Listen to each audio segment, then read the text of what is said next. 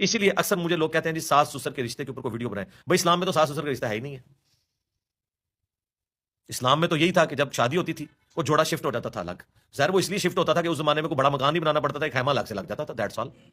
لہٰذا آپ کو کوئی حدیث نہیں ملے گی کہ ساس بھی کبھی بہو تھی.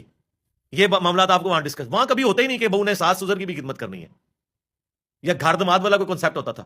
جیسی شادی ہوئی نیا جوڑا الگ ہو گیا, اپنی زندگی اپنی مرضی کے مطابق. اس آیت میں اللہ نے سب سے زیادہ ساس سسر کے رشتے کو ہائی لائٹ کیا ہے, اور آپ یہ کہہ رہے ہیں کہ اسلام میں ساس سسر کا کوئی رشتہ ہے ہی نہیں. اتنی غلط بات ہے. صرف اسلام نے ساس سسر کا رشتہ بنایا, رشتہ نہیں بنایا کہ یہ ایک سسرال رشتہ ہے, اس کے احکام بھی جاری کر دیے. قرآن کہہ رہا ہے حرمت علیکم امہاتکم, تم پر تمہاری مائیں حرام ہیں. کیوں حرام ہے؟ اس لیے کہ وہ کیا ہے, مقدس رشتہ یعنی ماں ہے.